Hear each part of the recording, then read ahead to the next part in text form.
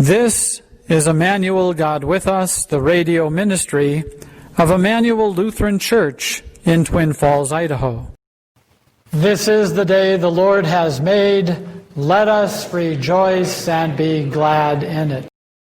In the name of the Father, and of the Son, and of the Holy Spirit. Amen. Let us then confess our sins to God our Father. Most merciful God, we confess that we are by nature sinful and unclean. We have sinned against you in thought, word, and deed, by what we have done and by what we have left undone. We have not loved you with our whole heart. We have not loved our neighbors as ourselves. We justly deserve your present and eternal punishment. For the sake of your Son, Jesus Christ, have mercy on us, forgive us, renew us, and lead us, so that we may delight in your will and walk in your ways to the glory of your holy name. Amen. Upon this your confession, I, by virtue of my office as a called and ordained servant of the Word, announce the grace of God to all of you. And in the stead, and by the command of my Lord Jesus Christ, I forgive you all your sins, in the name of the Father, and of the Son, and of the Holy Spirit. Amen.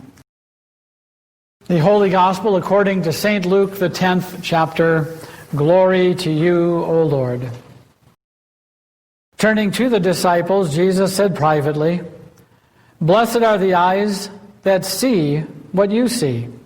For I tell you that many prophets and kings desired to see what you see and did not see it, and to hear what you hear and did not hear it." And behold, a lawyer stood up to put him to the test, saying, "Teacher, what shall I do to inherit eternal life?" He said to him, "What is written in the law? How do you read it?"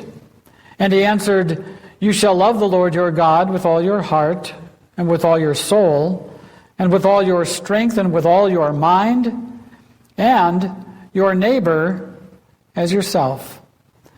And he said to him, "You have answered correctly. Do this, and you will live." But he, desiring to justify himself, said to Jesus, "And who is my neighbor?" Jesus replied, "A man was going down from Jerusalem to Jericho, and he fell among robbers, who stripped him and beat him and departed, leaving him half dead.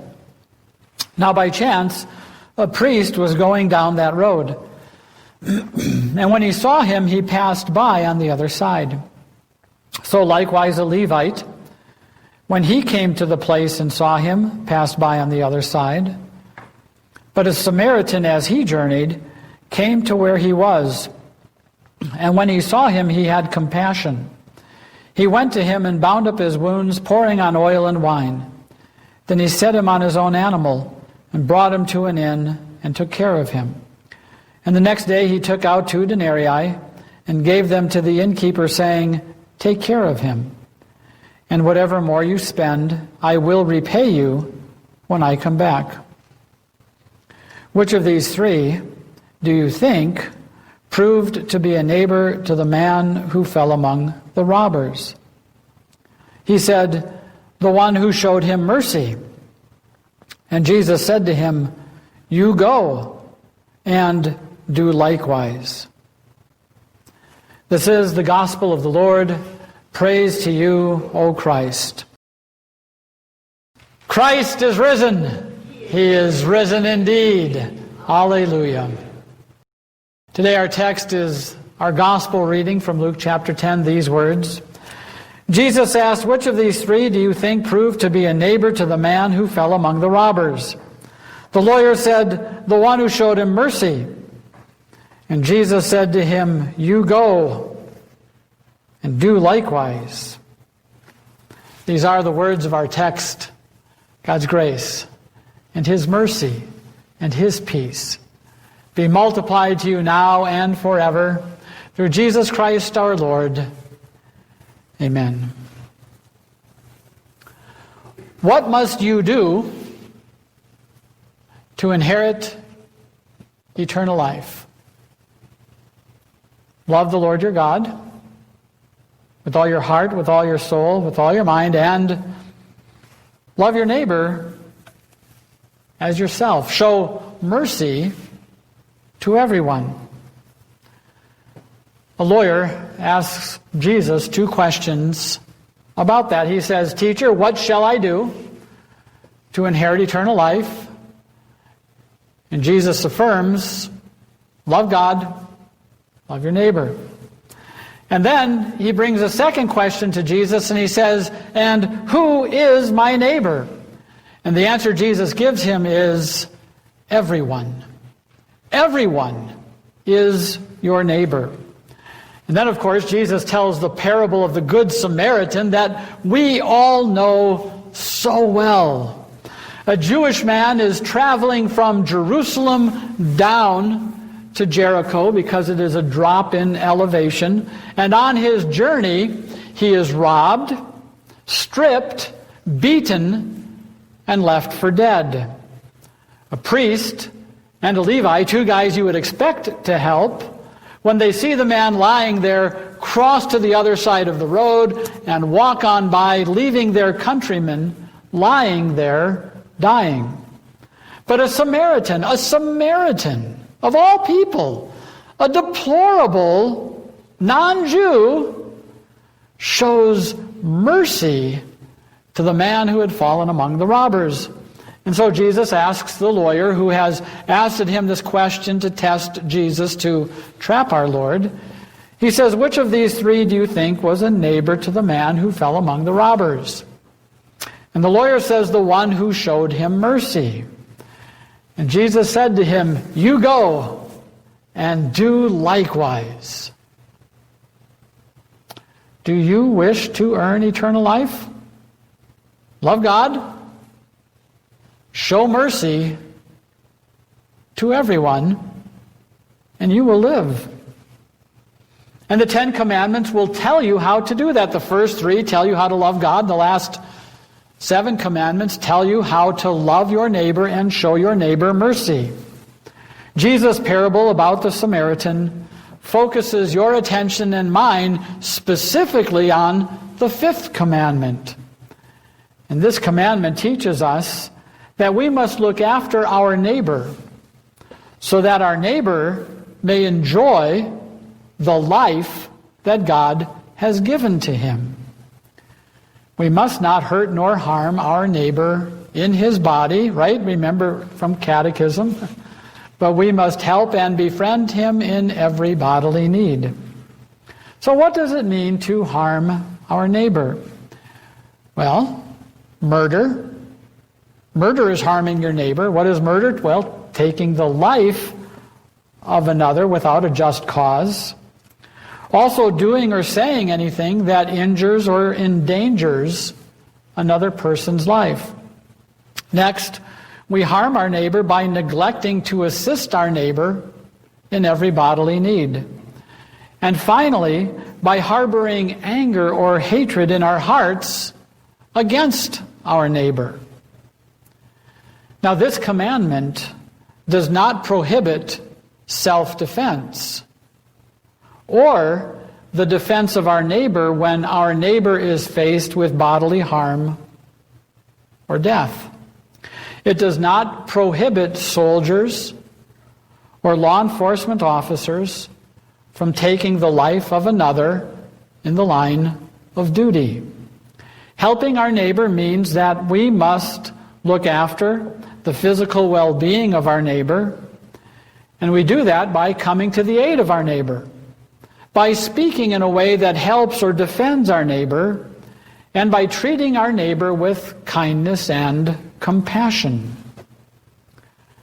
We need to remember that God creates, preserves, and protects all life. And He is caring and compassionate toward all He has made. And He tells you and me to go and do likewise. And God gives special dignity and protection to every human life from conception onward. God created humanity in his own image, and therefore every human life is precious to God and must be precious to us. This commandment especially applies to the following issues today. It forbids aborting the life of an unborn child except in the case of saving the mother's life. It forbids the killing of oneself or killing a person who asks to die or taking the life of those whose life is deemed to be too burdensome or whose life is deemed to have no quality, which is euthanasia. It forbids acting violently or abusively toward a child or the elderly or anyone else for that matter. It forbids engaging in reckless and self-destructive behavior like substance abuse. It forbids human trafficking. It forbids hating, despising, or slandering other people. That would include racism and prejudice and more. It forbids rioting and looting and destroying the property and welfare of our neighbor. It forbids physically, verbally, disobeying, assaulting, and killing law enforcement officers or members of our armed forces. And it forbids wrongful and unjustified taking of life by soldiers and law enforcement officers. From sea to shining sea, this commandment is being broken. In the streets of our cities, in the homes of our communities, in the clinics of our country, in the movies and TV shows on our computers. America is a nation consumed with murder. And when a nation does not cherish life of the unborn and the elderly, the result is that it will not cherish the life of anyone. When a nation believes that it is no different than the animals in the jungle, her people will act just like animals. And that's what we're seeing, isn't it? That's what the theory of evolution does to a society where God is not seen as the creator, author, and giver and protector of life. And we must admit that we too have done our fair share of killing in our thoughts, our words, and our deeds. We are conceived and born a murderous people. No one of us is righteous. No one of us is free from this sin against the fifth commandment. We are like the robbers who left that man dead alongside the road in the parable. We are like the priest and the Levite and the lawyer, and we are not like the Good Samaritan. Remember, if we say we have no sin, we deceive ourselves and the truth is not in us. Do you want to earn eternal life? Then love God and show mercy to everyone. And keep the fifth commandment and all the others, and you will live. But that's where the problem is, isn't it? We can't keep the commandments perfectly. Therefore, you can't earn eternal life. You see, it all happened long, long ago, long before you were born, just after the creation of all things. You were robbed. You were robbed of your holiness. You were robbed of your righteousness. You were beaten and you were left for dead in the Garden of Eden. Satan was the robber, and he deceived Eve and Adam, and they fell into sin. And by their sin, we became sinners. In their sin, we all became murderers, like Cain, who killed his brother Abel. To this day, the devil is a murderer who assaults you and me. He beats you up with guilt and accusations. He points out your sin and accuses you. He tempts you and leads you to hate your neighbor. and you do. He fills your life with shame and leaves you naked and alone before God, helpless, lost in sin, left for dead, destined to hell. Satan is the great murderer and the father of murder and death. Who will defeat the devil for you and me? Who will save you? Who will show you compassion? Who will be your good Samaritan? Well, you know the answer. Jesus. Jesus is your good Samaritan. Jesus is no priest, no Levite, who sees you in your helpless condition and crosses over to the other side and walks past you without rendering you the aid and help that you need. No, Jesus comes to you, finds you, and he is filled with compassion for you. Here's an interesting truth about this text.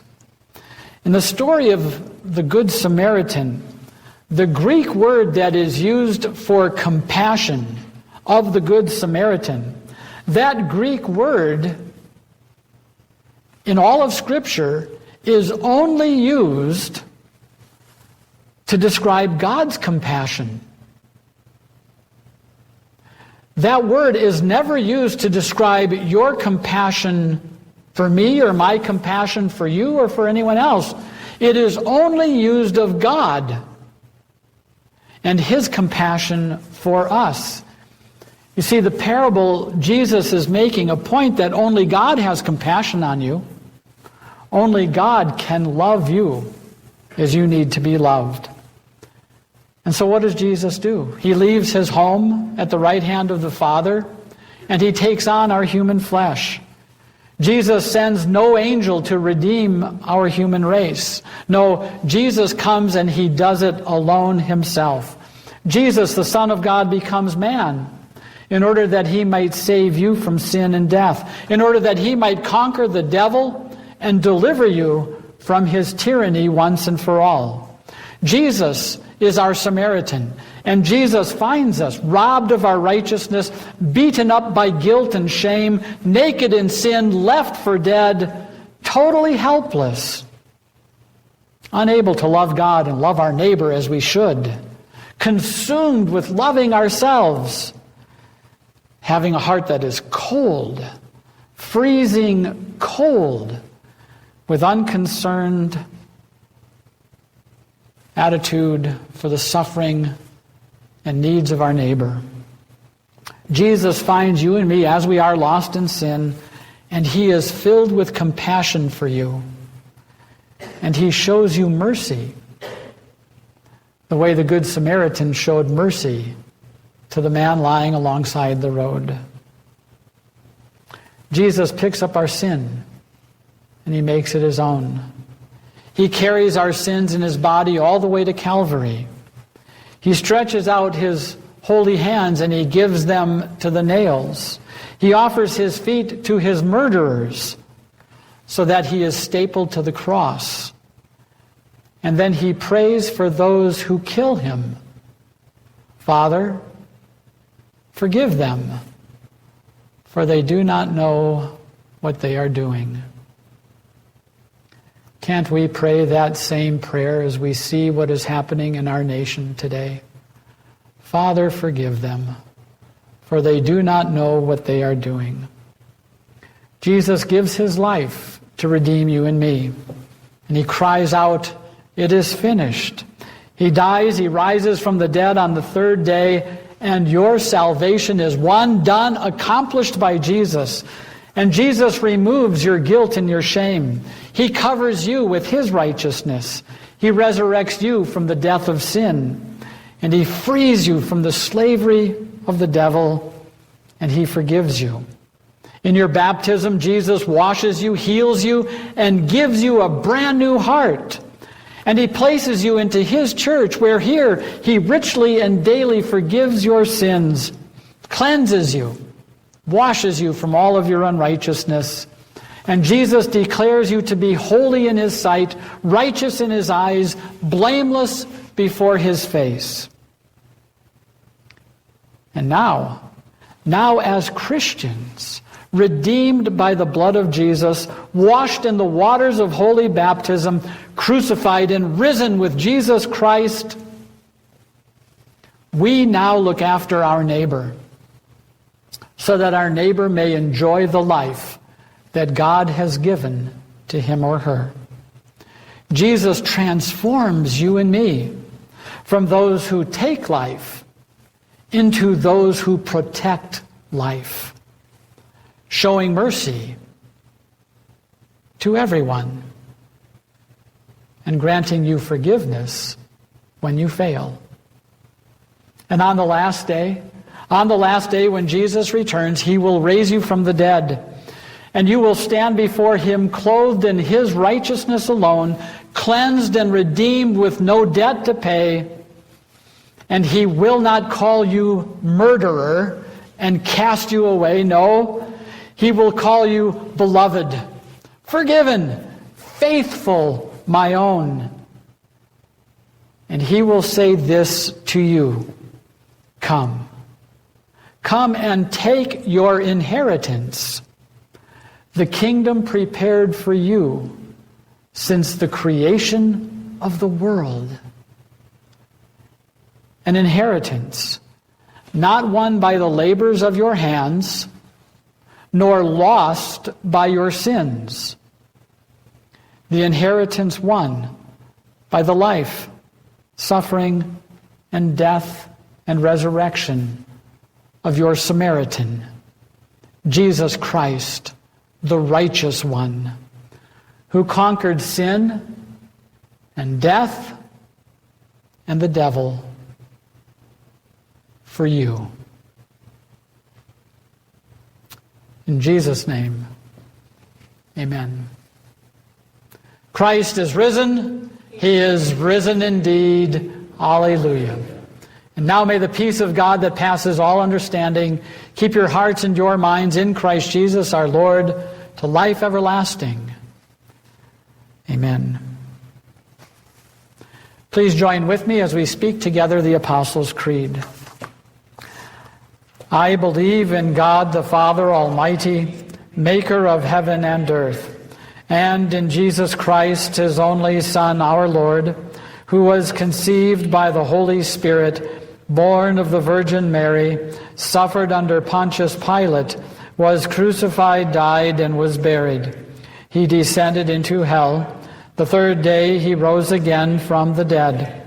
He ascended into heaven and sits at the right hand of God the Father Almighty. From thence he will come to judge the living and the dead. I believe in the Holy Spirit, the holy Christian Church, the communion of saints, the forgiveness of sins, the resurrection of the body, and the life everlasting. Amen. Let us pray for the whole Church of God in Christ Jesus and for all people according to their needs. For the Church throughout the world, and especially for this congregation, that we would not bypass those in need, but rather be filled with God's grace and love to care for all of our neighbors. Let us pray to the Lord. Lord, have mercy. For the Lord of the harvest to send forth workers into his vineyard, that through their service the world would know the compassion and care of Jesus Christ, the Good Samaritan. Let us pray to the Lord. Lord, have mercy. For those who are enemies of God and his people, that by the working of the Word and Holy Spirit in their hearts, they would be softened, and they would be given the gifts of repentance and faith in Jesus Christ as Lord and Savior. Let us pray to the Lord. Lord, have mercy. For those who destroy property and hurt and harm their neighbor, and even take the life of others, that they would be brought to repentance and rejoice in forgiveness, and that God would bring peace and healing to our nation. Let us pray to the Lord. Lord, have mercy.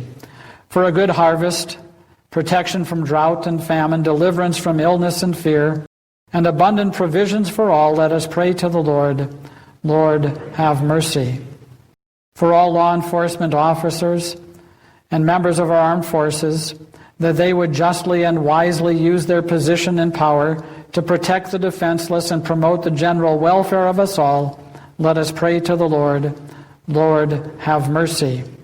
For all the sick and the suffering, that God would provide care and rest for them according to his will, and give them a restoration to earthly health.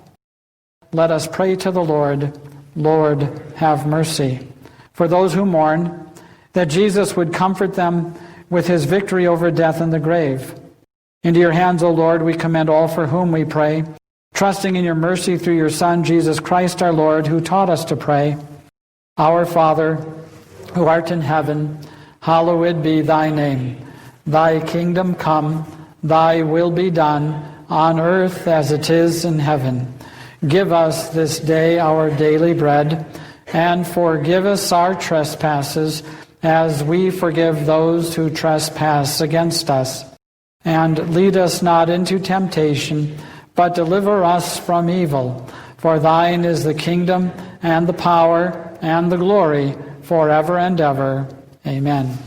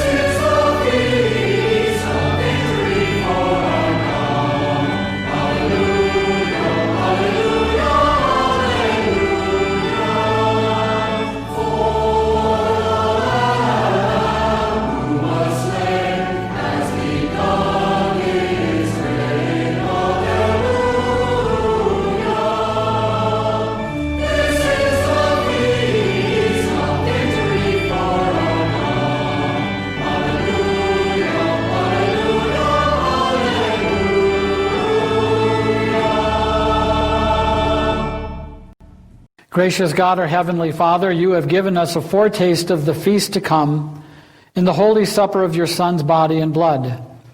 Keep us firm in the true faith throughout our days of pilgrimage, that on the day of his coming we may, together with all your saints, celebrate the marriage feast of the Lamb in his kingdom which has no end. Through Jesus Christ, your Son, our Lord, who lives and reigns with you in the Holy Spirit, one God, now and forever. Amen.